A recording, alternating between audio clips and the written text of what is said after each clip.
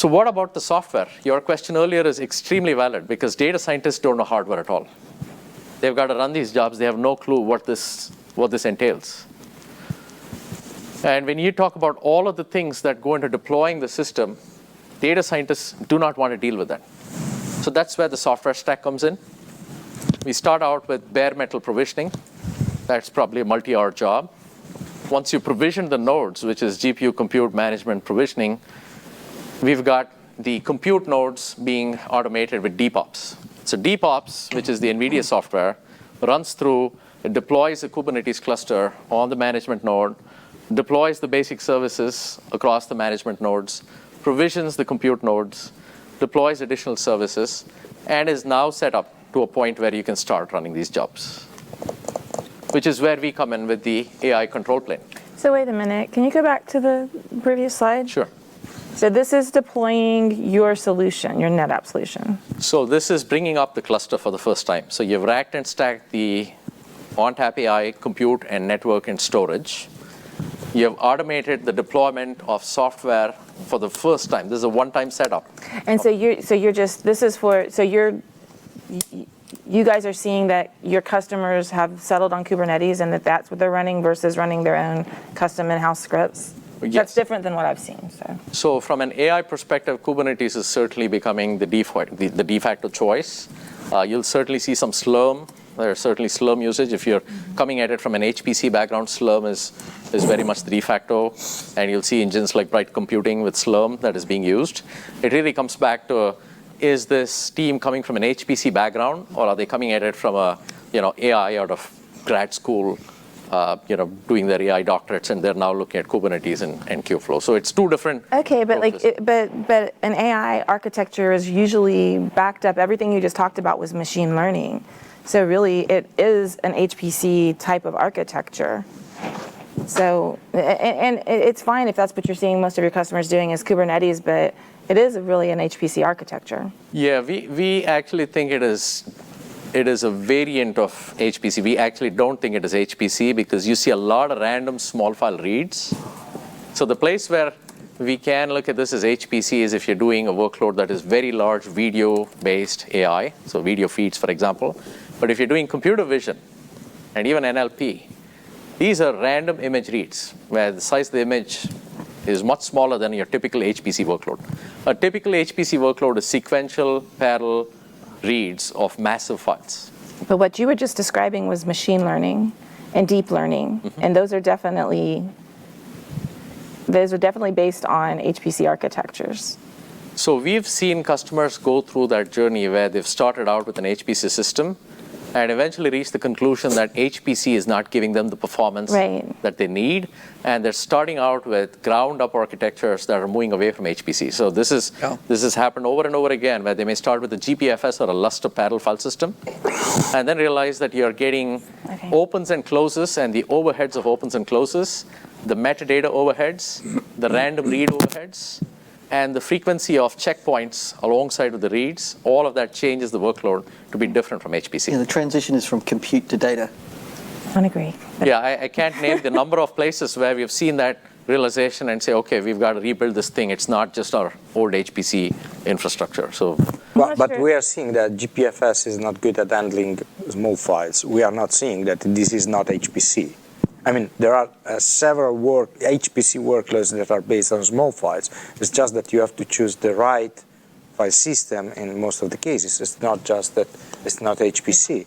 I mean, in fact, what I've seen as well is in most of the cases, some of the organizations go with GPFS because it's been here for a long time, because it's the only thing they know, and because it gives them the assurance that it's going to work. But there's a lot of storage systems out of there which are good for HPC as well. Which are much more efficient. Yeah, it absolutely comes down to where the team is coming from. If the team's coming from a background where they've been used to GPFS, they're going to start there. And in some cases, they're going to revisit it. In many cases, they look at what is the overall architecture. It's not just training in isolation, but it is how do you build that control plane as we go into the next view here across the pipeline. And when you talk about the control plane across the pipeline, you're now looking at the movement of data through the pipeline. So it's not just about the GPFS or Lustre parallel file system, but it is what are you going to deploy in the cloud? Why do you need something in the cloud? Because you keep saying that too, and the data is not in the cloud. So like, this seems like a very specific problem or application that you've built or that you're building. So like, why do you keep going to the cloud? Do you really think that anyone that does AI is going to have a cloud presence as well? Yeah, that's a great question. So what we've seen is startups that are innovating in AI, data labeling. I'll take one simple example. Data labeling startups that are building semi-autonomous labeling software are building it as cloud native.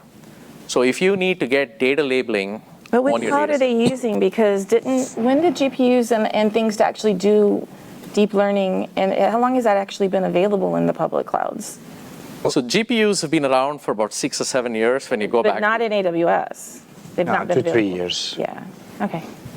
But anyway, it's not a problem. So when you start a new machine learning project or deep learning, you choose your architecture. And for some companies, the least, the smaller of the problems is the infrastructure. I mean, there are so many layers on top, special business objectives, that you don't really care if you're spending money on the cloud for that. I mean, the trick for startups is they're optimized to fail. Yeah. Right? So they don't really Whether care it's right or about it. not, you stick it in the cloud because they're going to The problem then comes if it becomes strategic and you have, several projects on it, and you say, oh, wow, this is becoming very expensive. Well, if you're an investor in a startup who's doing some AI, like doing some data labeling, which is big business, you want to give them $5 million, but you don't want them spending $5 million on a NetApp AI cluster. Oh, yes. And then there's no money left for anything else, right?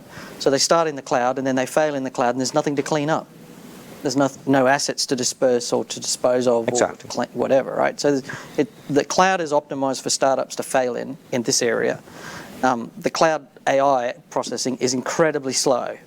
The data rates that you get to and from the data lake is very slow. It takes 10, 50, 100 times longer for the AI to finish if you're running it in the cloud. Oh, yeah, but people that are building very large, all the automotive companies, they are building their own AI farm. I mean, but they are used to build their own HPC farms as well. So they have teams working on it since forever. It's more sense to do. Years. The problem here is that these are data computers, not compute computers. And the transition that you're seeing in AI is that you're no longer worried about the CPU. Your primary concern is the data and how you feed it into the GPUs. Yes, so you need a throughput that is highly The throughput. And the so throughput on that note, what I'm gonna sort of segue into is you're dealing with a variety of dimensions. You've got the data scientists who want to just get started. They don't want to wait on hardware. They don't want to pay for hardware, much less deal with the time that you need to deploy. So they go into the cloud because they can start right now. Their software, whether it be data labeling, whether it be inferencing, version management, whether it be the pipeline automation, these are software from startups that are being cloud native at first, at least.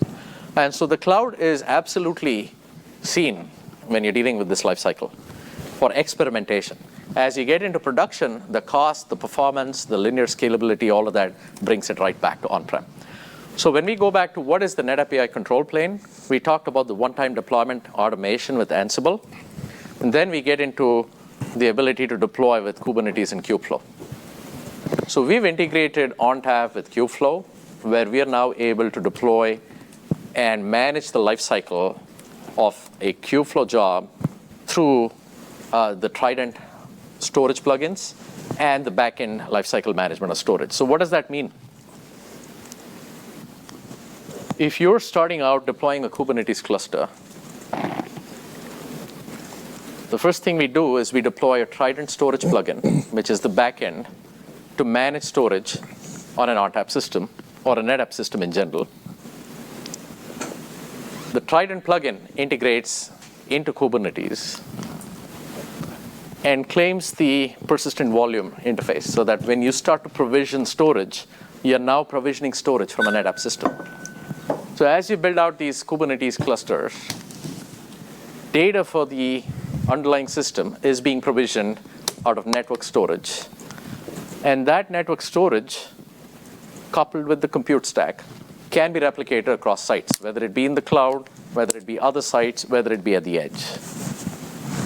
So as you build out these Kubernetes clusters, we've got the identical software stack, compute and storage, now federated using the data fabric, allowing you to start a cluster up and burst into the cloud, start in the cloud, and burst or reverse burst on premises, and go in both directions. So let's talk about some use cases.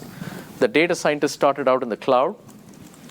Once he was done with experimenting and the hardware was provisioned, he can reverse burst on premises and spin up the job in production. The data scientist started in the cloud. He can reverse burst across sites. If you've got data science at corporate headquarters, production is across the different sites for the company. Now we are talking about reverse bursting into each site to run at those locations. Similarly, if you're retail, for example, you need capacity in the holiday season. You start out a job that's running on premises, you might get some additional capacity expanding out into the cloud. Kubeflow is becoming the standard or the de facto for managing the SDK for AI. In the previous slides, are you saying that you start working on the cloud and then you move all your data set back on premises? The small subset of data that was used for experimentation. So you don't want to look at this as, if you go too deep into deploying in the cloud, okay, you're stuck there. now you're stuck. Okay. But if you are in experimentation stage, you've got a data scientist doing small experiments, hopefully you're dealing with 10 to 20 terabytes of data. Okay.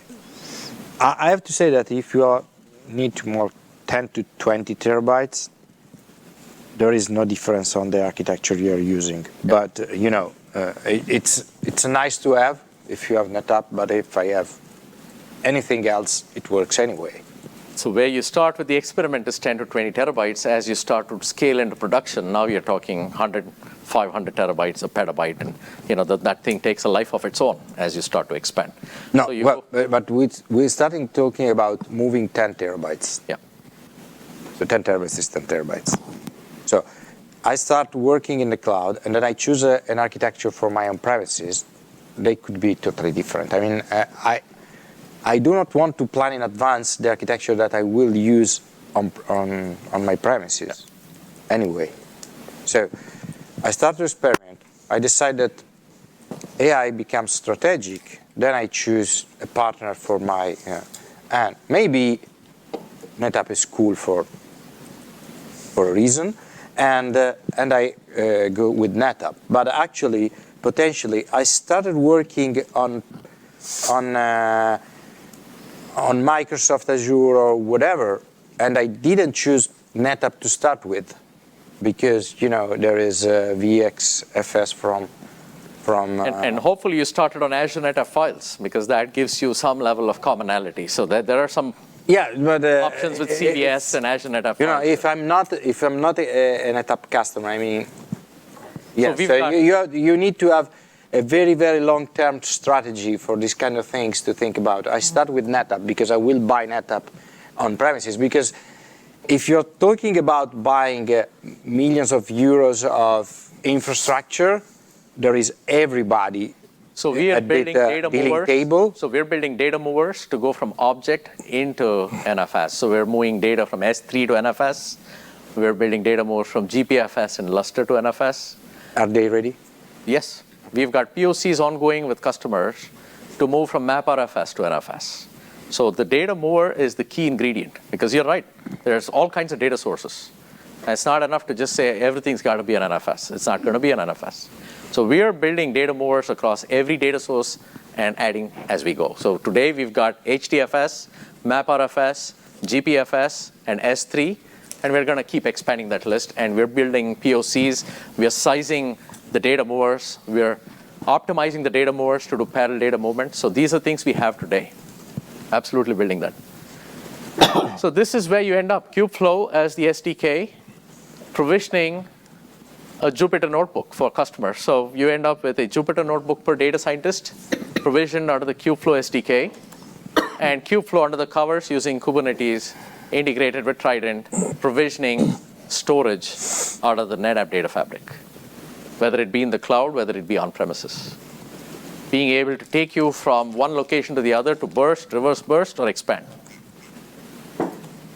And so here's what this stack eventually ends up like. You've got a data scientist workspace, which is a Jupyter notebook, integrated and offered through the Kubeflow SDK, connecting into data through our Trident persistent storage plugins, built and deployed using Kubernetes clusters across a variety of GPU nodes, on-prem or in the cloud.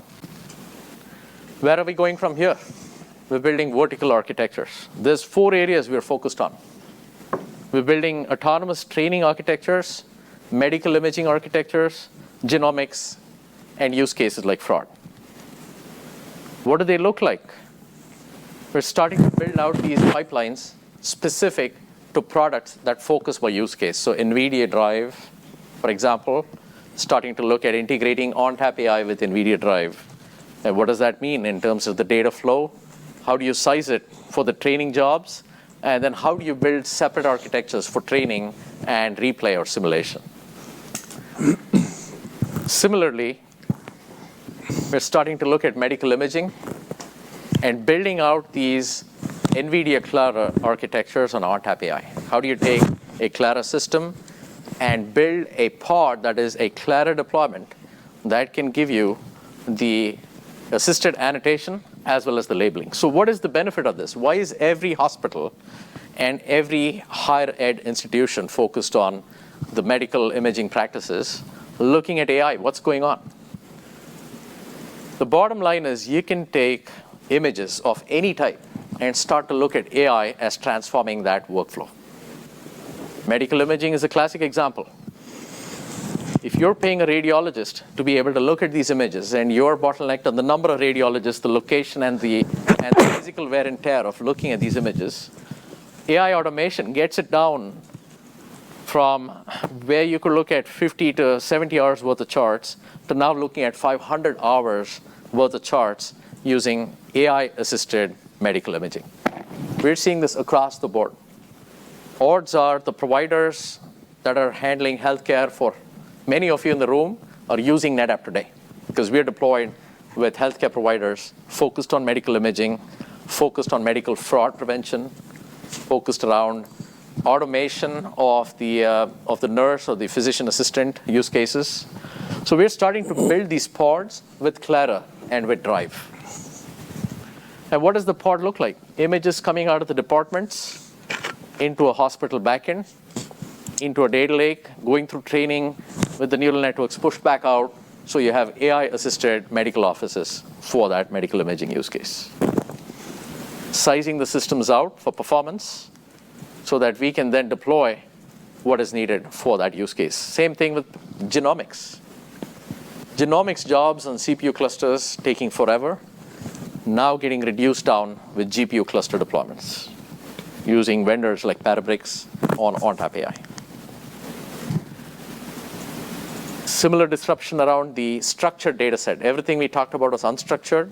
Now starting to look at structured data with GPU databases and the acceleration of structured machine learning with GPU databases. So the bottom line, why NetApp AI?